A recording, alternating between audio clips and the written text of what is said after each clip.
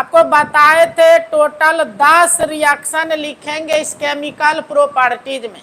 6 preparation में लिख चुके हैं, 10 में 8 आपका 2 लेक्चर में खत्म हो गया है। आज 2 रिएक्शन लेके आए हैं, उसी दोनों की बात करना है। आइए बाबू समझिए, थोड़ा सा बड़ा बड़ा रिएक्शन है, इसीलिए ध्यान से समझना है, देखना है। तो सबसे पहले जानिए, इस ऑर्गेनिक में एक रिएजेंट यूज होगा हमेशा, उसको कहते हैं nitrating. Nitrating nitrating mixture, nitrating mixture.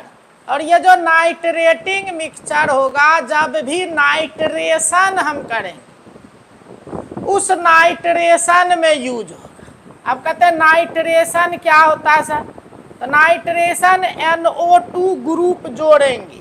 तो देखिए ये नाइट्रेटिंग मिक्सचर होता है, नाइट्रेटिंग मिक्सचर होता है। कहते सर कौन सी होता है ये नाइट्रेटिंग मिक्सचर? तो जानिए ये जो नाइट्रेटिंग मिक्सचर होता है, ये होता है conc HNO3, conc HNO3 plus conc H2SO4। इसी मिश्रण को कहते हैं नाइट्रेटिंग मिक्सचर। अब जब भी हम लिखेंगे नाइट्रेटिंग मिक्सचर, समझ जाना है वहां ये दोनों चीज, कॉन्क HNO3 और कॉन्क यूनिट 2 जब पढ़ा रहे थे तो डाइल्यूट और कॉन्क का तो वहां बाहर ही था, हमेशा मिलता था सांद्र। ये कॉन्क HNO3 और कॉन्क H2SO4 के मिश्रण को सुनते जाइए ध्यान से, क्या कहते हैं? ये नाइट्रेटिंग मिक्सचर कहते। और जब भी नाइट्रेटिंग मिक्सचर होगा बाबू, ये जो HNO3 है ये रिएक्शन में भाग लेगा, ये रिएक्शन में भाग लेगा, टेक पार्ट कहते अंग्रेजी। तो HNO3 तो क्या सीखे? नाइट्रेटिंग मिक्सचर क्या होता है? तो कॉन्क HNO3 और कॉन्क H2SO4 का मिश्रण। और इसमें रिएक्शन में भाग कौन लेगा? तो रिएक्शन में भाग लेगा HNO3, और HNO3 भाग लेगा। और ये HNO3 को हम हमेशा ऐसे लिखेंगे HONO2। बात समझे? याद आ गया होगा। देखिए वही लिखे HNO3, क्यों ऐसा लिखे तो आपको टावर पकड़ रहा होगा, क्यों? तो OH जाल बनाने में मदद करेगा। इसको जहां भी H मिलेगा लेके याद है ना, लेके भागेगा और जाल बन जाएगा। तो इस HNO3 को रिएक्शन में कैसे लिखेंगे? HONO2 के रूप में लिखेंगे। और इसका नाइट्रेटिंग मिक्सचर जो है बाबू, इस नाइट्रेटिंग मिक्सचर का यूज होगा किस चीज में यूज होगा? नाइट्रेशन, नाइट्रेशन रिएक्शन में। बात समझे? जब भी नाइट्रेशन रिएक्शन करेंगे तो नाइट्रेटिंग मिक्सचर का हम यूज करेंगे। नाइट्रेटिंग मिक्सचर का यूज होगा किस में? नाइट्रेशन रिएक्शन में। अब कहते हैं सर ये नाइट्रेशन होता क्या है? तो नाइट्रेशन क्या है? तो ये NO2 जोड़ने की क्रिया। कुछ समझ में आया कि नाइट्रेशन क्या है? तो नाइट्रेशन क्रिया में NO2 जोड़ने की क्रिया है। अब NO2 कहते हैं क्या है सर? तो पता है NO2 क्या है? ये नाइट्रो ग्रुप है, नहीं ये ये क्या है बाबू? नाइट्रो ग्रुप है। अब देखिए जितना चीज लिख देते हैं, अब लैंग्वेज के रूप में इतना चीज लिखना संभव नहीं है कि ये सब चीज कितना लिखे। ये इसमें क्या तो डिटेल लिख देते हैं हम। अब देखिए नाइट्रेटिंग मिक्सचर बता दिए क्या है नाइट्रेटिंग मिक्सचर। तो कौन HNO3 और कौन H2SO4 का मिश्रण है। अब ये क्या बोले कि रिएक्शन में भाग कौन लेगा? HNO3 भाग लेगा, ये रिएक्शन में भाग नहीं लेगा। तब कहते हैं सर वो क्या काम करता है? वो उत्प्रेरक होता है। कहता है ये इसको कहते रहता है तुम लगे रहो, तुम लगे रहो, हम कुछ नहीं करेंगे, तुम लगे रहो। तो ये इसको कैटालाइज करते रहता है कि तुम लगे रहो। तो ये रिएक्शन में लगल रहता है, ये मदद करते रहता है। बात समझे? तो ये आपके काम करता है उत्प्रेरक के जैसा। उत्प्रेरक जिसको कहते हैं कैटालिस्ट कहते हैं, उत्प्रेरक के जैसा वो काम करते रहता है, उत्प्रेरित करते रहता। ठीक है, इसको कैसे लिखेंगे? HONO2। ये आप समझ रहे हैं क्यों ऐसे लिखेंगे? चूंकि पानी बनाएगा तब ना। देखिए यहाँ NO2 बन गया है, ये जो NO2 बन गया है ये जाके क्या करेगा? जुड़ जाए, और जुड़ जाएगा। और क्या बोले? इसका नाइट्रेटिंग मिक्सचर का यूज कहाँ है? इसका यूज है नाइट्रेशन रिएक्शन में। अब क्या नाइट्रेशन क्या है? तो NO2 जोड़ने की क्रिया है नाइट्रेशन। और अब NO2 क्या है? तो देखिए ये नाइट्रो ग्रुप। बात समझे? ऐसे इतना लिखने का कोई जाओ, ये लिख किताब में भी नहीं लिखने का भी जाओ, ये बेसिक बात है, आपको पहले से पता है। डायरेक्ट रिएक्शन होना चाहिए। तो आइए अब हम रिएक्शन की बात करते हैं। नंबर कितना बाबू? नंबर 9। नंबर 9 होगा nitration of aniline. Nitration of aniline. अब देखिए ये मेन रिएक्शन शुरू, ध्यान दीजिएगा थोड़ा सा। ये बजरंग नहीं कहते, बजरंग वाली अपने रूप में आएगा। तो ये नाइट्रेशन ऑफ एनिलीन।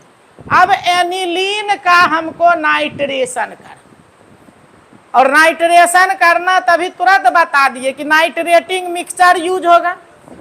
फिर कौन का HNO3 कौन का H2SO, और ये भी पता NO2 जोड़ेंगे।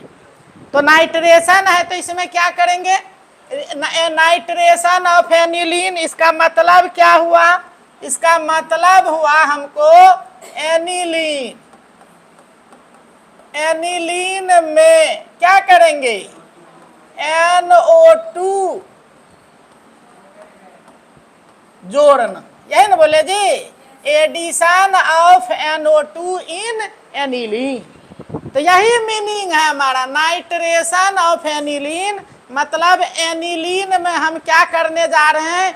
NO2 जोड़ने जा रहे हैं। अब देखिए यहाँ बोले विशाल रूप है, इसीलिए विशाल रूप है। ऐसे देखिए डायरेक्ट हो जाता है नाइट्रेशन। ध्यान देते चलेंगे बाबू। ये जैसे फिनॉल है, फिनॉल का अगर हम कौन का HNO3 कौन का H2SO4 नाइट्रेटिंग मिक्सचर रख दें तो फट से एक बार ऑर्थो पे चला जाएगा, एक बार पारा पे चला जाएगा। नाइट्रेशन फट से हो जाएगा फिनॉल का। यहाँ कोई रूप नहीं होता, तुरंत बन जाता है। एक बार ऑर्थो पे दे देते, एक बार पारा पे दे देते। लेकिन यहाँ जो एनिलीन है, एनिलीन में बाबू गड़बड़ी है। क्या होता है? एनिलीन में गड़बड़ी इसीलिए होता है कि एनिलीन जो होता है नाइट्रेटिंग मिक्सचर जैसे रखते हैं, तो नाइट्रेटिंग मिक्सचर में नाइट्रेशन नहीं होके एनिलीन का ऑक्सीडेशन हो जाता, तो गड़बड़ी हो जाता है। यहाँ जैसे एनिलीन के प्रेजेंस में नाइट्रेटिंग मिक्सचर रखते हैं तो नाइट्रेशन नहीं होता है, एनिलीन का ऑक्सीडेशन हो जाता है। और एनिलीन का ऑक्सीडेशन हो जाता है तो उस ऑक्सीडेशन को रोकना है हम लोग को, और उस ऑक्सीडेशन को रोकना है। देखते हैं किसी किसी आदमी को किसी रूप से बहुत डर लगता है कि ये रूप अगर पहुंच जाए उसके सामने में तो दम भी छूट सकता है।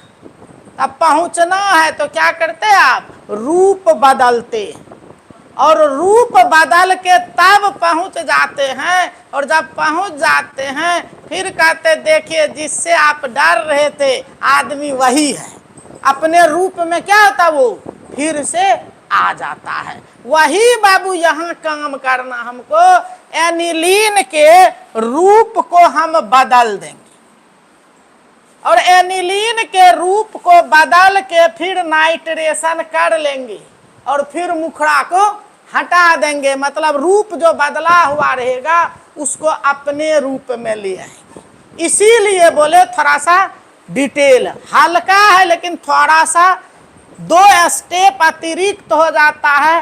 पहले रूप को बदलना है और फिर क्या करना है, अपने रूप में आना है।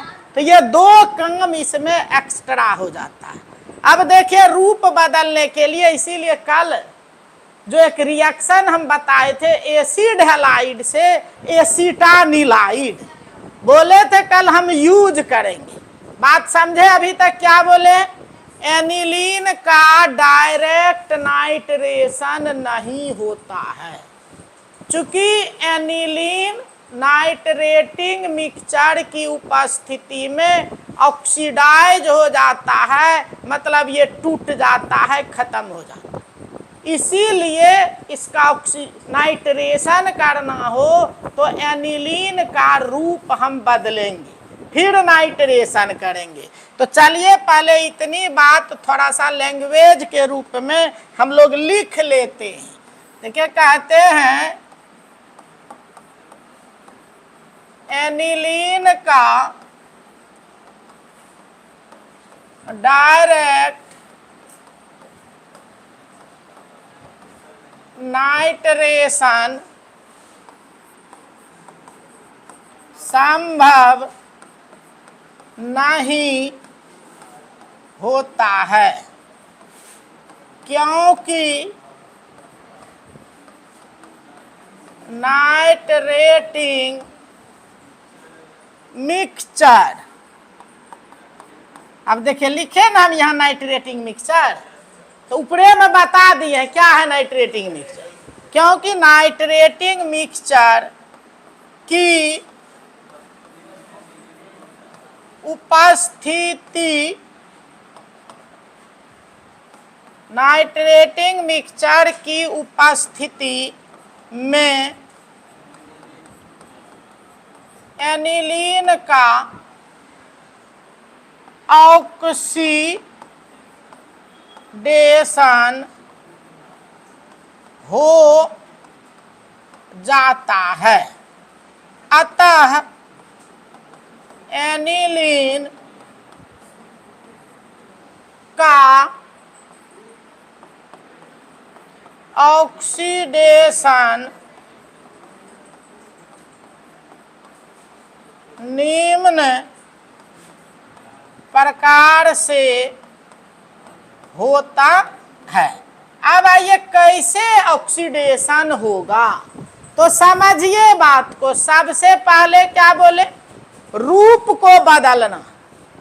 कैसे रूप को बदलेंगे, हे देखिए यही चीज कल हम बता रहे थे।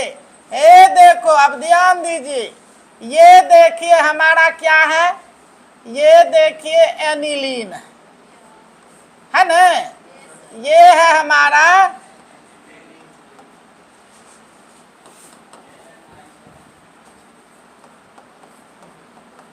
ये एनिलीन, और क्या करते हैं, इस एनिलीन का अब रूप हम बदलते हैं। याद कीजिए कल बताए थे, इसकी प्रतिक्रिया हम एसिटाइल क्लोराइड से करा देते हैं। ये देखो याद होगा क्या है ये, यह एसिटाइल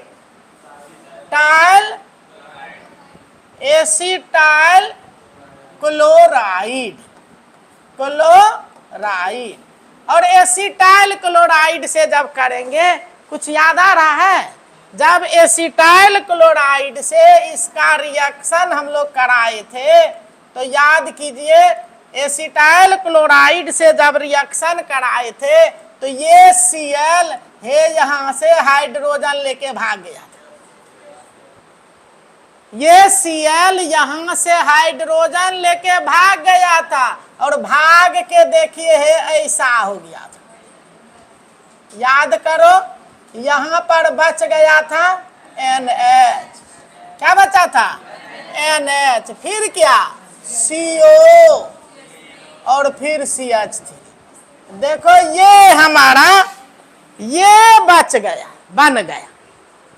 HCl क्या हुआ था, यहाँ HCl हमारा निकाल गया था और HCl निकाल के क्या बन गया था, ये NHCOCH3 और इसी का नाम हम कहे थे कल एसिटानिलाइड। ये एसिटानिलाइड है, ठीक है बाबू। यही इसी रिएक्शन यही कल थोड़ा मिस हो गया था, तो ये हो गया एसिटानिलाइड। अब बोलिए ये एनिलीन तो नहीं रहा, रूप बदल गया और रूप बदल गया तो अब देखिए इसका नाइट्रेशन कर लेते, इसका हम नाइट्रेशन अब कर लेते हैं। और नाइट्रेशन में आपको बताए क्या करना है, हमको नाइट्रेटिंग मिक्सचर देना है। अभी तुरंत बोले थे जब नाइट्रेशन करना हो तो क्या यूज करते हैं, नाइट्रेटिंग मिक्सचर। मतलब देखो क्या लेंगे, कॉन्क HNO3 प्लस क्या कॉन्क H2SO4, बोले थे ना भी। तो हम नाइट्रेटिंग मिक्सचर ले लिए और नाइट्रेटिंग मिक्सचर ले लिए और इस जब नाइट्रेटिंग मिक्सचर लिए तभी तुरंत हम ऊपर में बोले थे, याद कीजिए ये भाग नहीं लेता। कौन भाग लेता है, ये लेता। और बोले थे इसको कैसे लिखेंगे, HONO2 लिखेंगे, ठीक है। अब देखिए कैसे हो जाता है, आपको पता है इसमें एक बार यहाँ पे जाएगा, एक बार यहाँ पे जाएगा। और यहाँ पहले से हाइड्रोजन रहता है, यहाँ पहले से क्या रहता है, हाइड्रोजन रहता है। उस हाइड्रोजन को OH क्या किया, लेके पानी बना। हाइड्रोजन ये OH ये H मिल के क्या बना दिया, पानी बना। और पानी बना दिया मतलब माइनस हो गया H2O और H2O हो गया, बच क्या गया, बच गया हमारा NO2। वो NO2 क्या होगा, यहाँ पे बैठ जाएगा। ये देखिए ये हो गया हमारा NHCOCH3 और यहाँ पर NO2 बैठ गया। देखिए हो गया नाइट्रेशन। बोले नाइट्रेशन क्या है, नाइट्रो ग्रुप जोड़ते हैं। देखिए जुड़ गया नाइट्रो ग्रुप, ठीक है।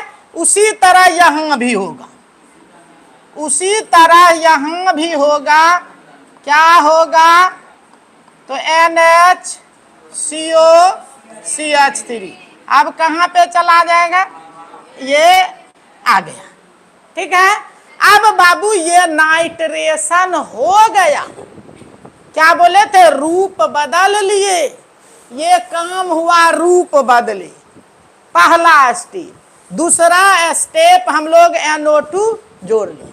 अब क्या करेंगे, अपने रूप में आएंगे और अपने रूप में आएंगे तो अपने रूप में अब आना है तो क्या करते हैं बाबू, अपने रूप में आने के लिए इसकी प्रतिक्रिया डाइल्यूट एसिड से करते हैं।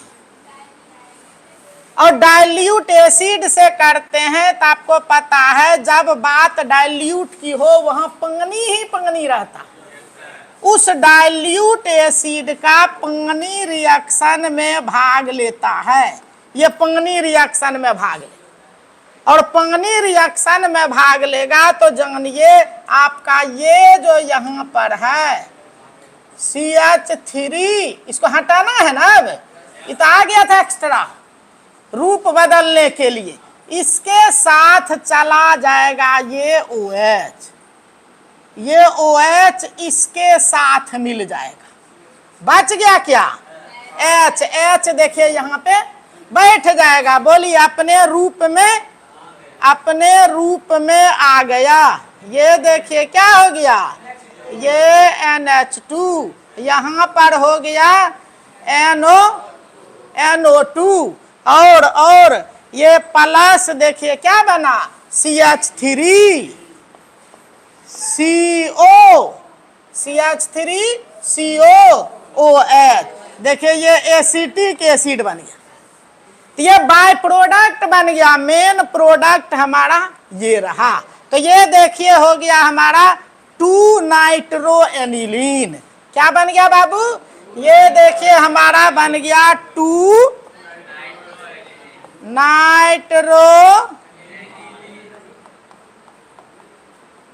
नाइट्रोएनिलीन। इधर का खेल हो गया। अब उसी तरह सेम खेल कहाँ चलेगा? सेम खेल यहाँ चलेगा। तो यहाँ भी सेम खेल चलेगा। क्या करेंगे? यहाँ भी हम ले लेंगे डाइल्यूट एसिड और डाइल्यूट एसिड लेंगे तो इसमें वाटर रहेगा तो क्या हो जाएगा HOH। और क्या होगा? ये यहाँ पर बैठ जाएगा, यहाँ ये बन जाएगा। तो देखिए हमारा बन गया, यहाँ क्या बन गया NH2 और यहाँ नीचे न होगा, यहाँ नीचे हो तभी बोलते नहीं। यहाँ नीचे न है, यहाँ तो ऊपर कैसे चला जाएगा? अरे गधेरे NO2 ये न होगा तो क्या होगा बोलिए? ये नाम होगा ये हो जाएगा 4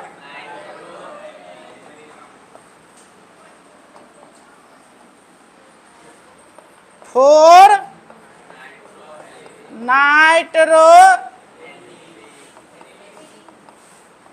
ठीक है, ये न होगा, ये होगा 4 नाइट्रो एनिलीन। और ये भी जान रहे एसिटिक एसिड। और यहाँ कहाँ चला जाएगा? तो यहाँ देखिए यहाँ पर चला जाएगा NO2। ये क्या हुआ बोलिए? ये हुआ 2 नाइट्रो एनिलीन और प्लस क्या? प्लस उसी तरह से होगा। ये जो यहाँ पे आपका है, ये जो आपका है, ये क्या करेगा? ये OH को लेके गया हाँ क्या CH3COOH। बात समझे? तो यही देखिए थोड़ा सा बजरंगबली का रूप आया नहीं? तो यही है नाइट्रेशन। डायरेक्ट नहीं हुआ लेकिन फिर कहेंगे भारी नहीं है, इसीलिए भारी नहीं है। देखिए ये स्टेप तो कल पढ़े थे, रूप बदल दिए, एसिटाइल क्लोराइड से एसिटानिलाइड कल बनाए थे। और इसमें कहाँ दर्द? अरे गधे एक बार ऑर्थो पे दे देना, एक बार पारा पे दे देना, उसके बाद डाइल्यूट से एसिड से करके उसको हटा लियो। यही था नाइट्रेशन। अगर पूछ दे एनिलीन के नाइट्रेशन को लिखे नोट पे 2 नंबर में, ये लिखना पड़ता है। ठीक है, तो चलिए ये एक 8 नंबर का हो गया, 9 नंबर था ना। अब लीजिए नंबर 10 लास्ट बाय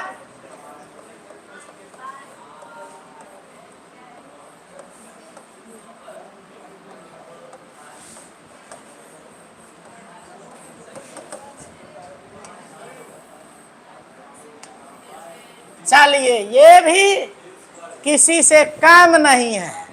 ठीक है, अब चलिए क्या है यहाँ 2-3 क्वेश्चन यहाँ बहुत वीआईपी है। आइए बाबू क्या लिखे, हिंसबर्ग रिएजेंट। सुनिएगा 5 मिनट लगेगा। HINSBERG Hinsberg reagent. एक तो डायरेक्ट ऑब्जेक्टिव आता है, कौन हिंसबर्ग रिएजेंट। ये क्वेश्चन देखिएगा अनेक बार रिपीटेड है, कौन हिंसबर्ग रिएजेंट। ए देखिए ऐसे देगा, ऐसे देगा, अरे हल्ला नहीं कीजिए, ये दिया,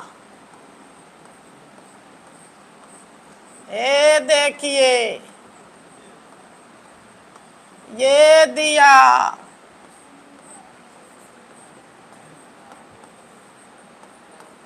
ये दिया,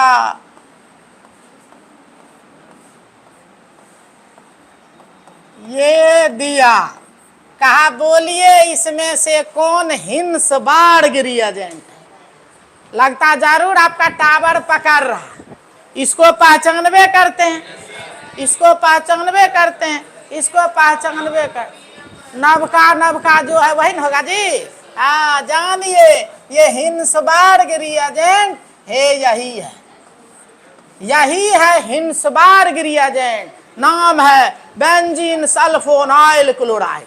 क्या कहते हैं, बेंजीन सल्फोनाइल क्लोराइड। थोड़ा सा धैर्य रखिएगा।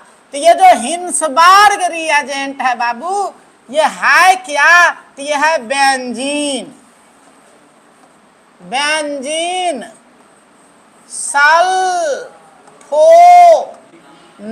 क्लोराइड।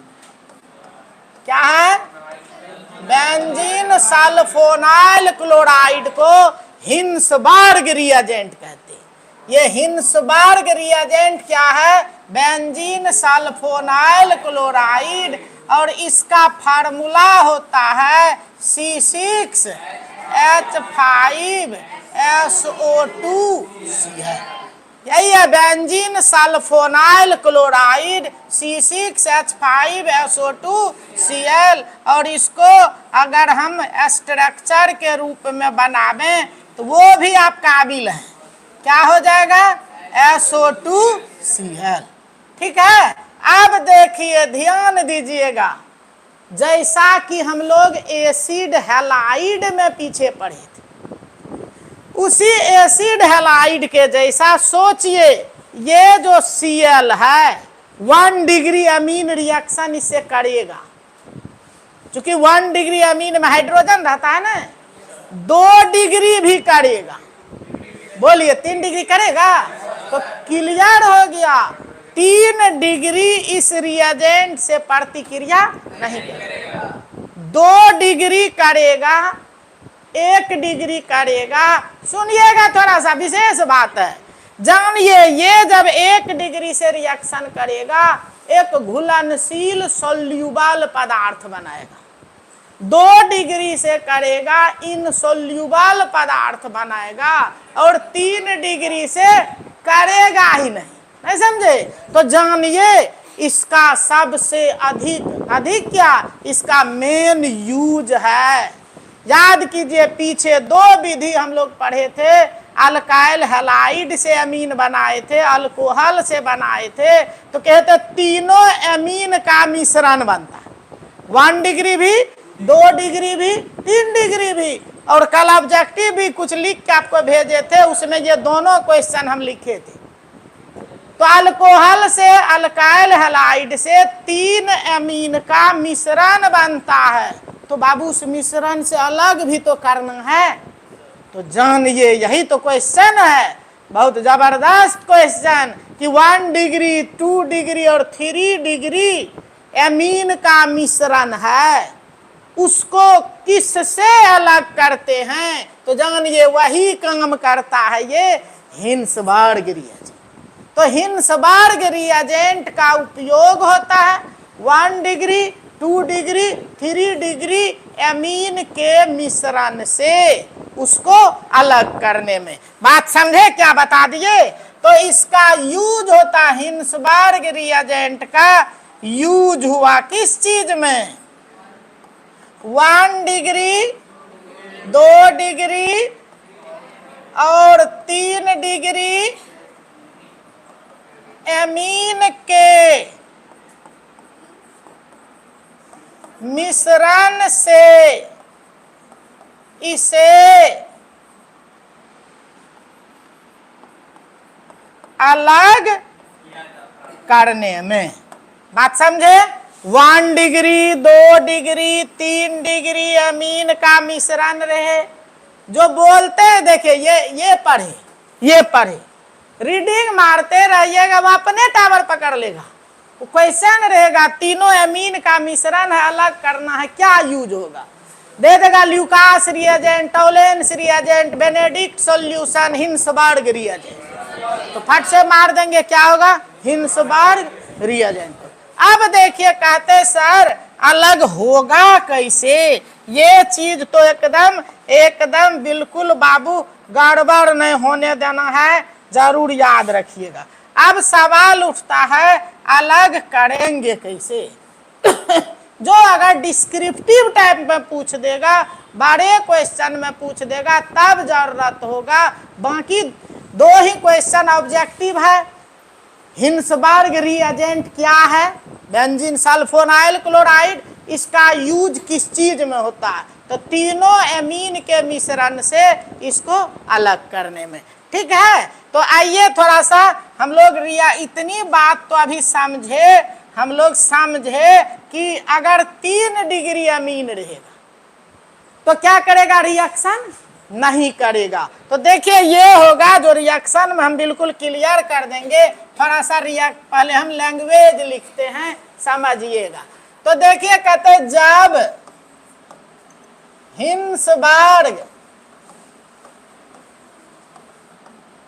हिंसबर्ग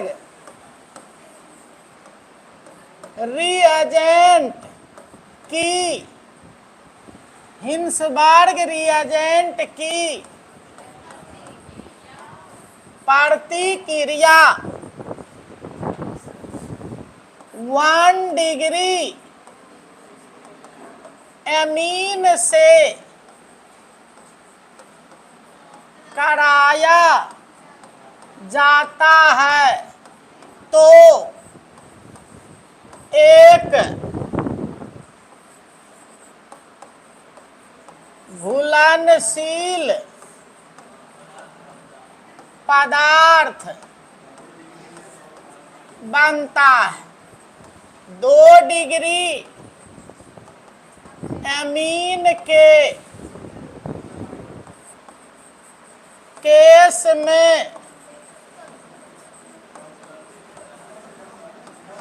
अघुलनशील पदार्थ बनता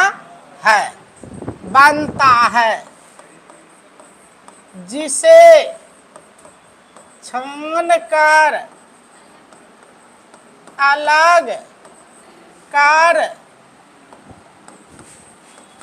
लेते हैं। 3 डिग्री एमीन इस रिएजेंट से प्रतिक्रिया नहीं करता है। ठीक है, अब आइए थोड़ा सा रिएक्शन देखते हैं। क्या बोले, क्या लेना है? Benzene sulfonyl chloride. क्या होता है बाबू? C6H5। बोलिए, SO2Cl। यही है क्या? Hinsberg reagent. ये है हिंसबर्ग रिएजेंट। इसका रिएक्शन देखिए कराते हैं 1 डिग्री अमीन से। बोलिए, क्या है ये? 1 डिग्री RnH2। ये हमारा है 1 डिग्री एमीन है। 1 डिग्री एमीन ये क्या है? Hinsberg reagent. कुछ बात समझ में आ रही है? ये क्या होगा, ये निकल जाए। ये हम लोग दिखा रहे रिएक्शन विथ, बोलिए, रिएक्शन विथ 1 डिग्री एमी। तो 1 डिग्री से रिएक्शन किया तो बोलिए निकल गया, ध्यान दीजिए कुछ बोलेंगे, ये निकल गया। निकल गया क्या, HCl, ये HCl निकल गया, और HCl निकल गया, बचा क्या, देखिए C6H5SO2, C6H5SO2, और बोलिए ये NHR, यही ना बना जी।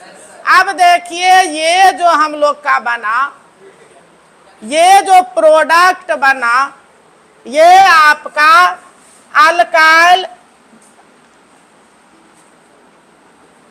अल्काइल बेंजीन सल्फोनामाइड कहते हैं। क्या बना, अल्काइल बेंजीन सल्फोनामाइड। अब देखिए होता क्या है, ध्यान दीजिए, इस H के उपस्थिति के कारण, कभी हम लोग पढ़े ब्रोंस्टेड लोरी थ्योरी, जो H देता है वो एसिड होता है। तो देखिए ये एसिड है, किसके कारण, इस H के कारण ये एसिडिक होता है, और ये भी क्या है, एसिडिक है, एसिड है। और हम लोग जानते हैं समान समान में घुल जाता है, पिछले क्लास में, इसीलिए ये इस HCl में क्या होगा, घुलनशील होगा। ये आपके ये सोल्यूबल इन HCl, इस HCl की बात कर रहे हैं जो बना, उसमें ये क्या होगा, घुल जाएगा। तो ये हुआ रिएक्शन विथ 1 डिग्री एमी। अब आइए कहते हैं reaction with 2 degree amine. Reaction with 2 degree amine. अब देखिए 2 डिग्री एमीन से कराइए रिएक्शन, आप खुद करा सकते हैं। देखिए क्या है, C6H5SO2Cl, क्या ये हिंसबर्ग रिएजेंट, हिंसबर्ग रिएजेंट। और देखिए इसकी प्रतिक्रिया किससे कराना है, 2 डिग्री से। N इसमें क्या हो जाएगा, 2 बार हो, 1 डिग्री है ना जी, ये क्या डिग्री है, 2 डिग्री है। बोलिए प्रोडक्ट तो हम बना सकते हैं, क्या होगा बताइए, ये निकल जाए, और निकल जाएगा, और निकल जाएगा, क्या निकला, HCl बना, और HCl बना। अब इधर देखिए क्या हुआ, C6SO2, उसके बाद क्या, N, ये R, ये R। अब देखिए यहाँ लोन पेयर है ना, तो ये आपका एसिड है, और ये देखिए बेस है, इसलिए ये दोनों नहीं घुलेगा, भले रिएक्शन करेगा लेकिन घुलेगा नहीं। तो इस तरह से ये क्या डिग्री से किए, 2 डिग्री से। अब आइए 3 डिग्री, 3 डिग्री क्या लिखेंगे, 3 डिग्री एमीन से रिएक्शन। तो 3 डिग्री एमीन से रिएक्शन कराइए, क्या लेना है बोलिए, C6H5SO2Cl, क्या है, हिंसबर्ग, हिंसबर्ग रिएजेंट, ठीक है। और लेंगे क्या डिग्री, 3 डिग्री। तो N R R R, क्या डिग्री है, 3 डिग्री एमीन। बोलिए क्या गड़बड़ हो गया, यहाँ देखिए इसको कोई लेके भागने वाला नहीं है, इसीलिए क्या लिखेंगे, नो रिएक्शन, यहाँ रिएक्शन नहीं हुआ। तो कहने के लिए देखिए बहुत कुछ लिख दिए। हिंसबर्ग रिएजेंट अलग कैसे हुआ, क्या है, देखने के लिए बहुत कुछ लिखे। और क्वेश्चन के लिए जाइएगा तो बार बार पूछा कौन क्या है, हिंसबर्ग रिएजेंट।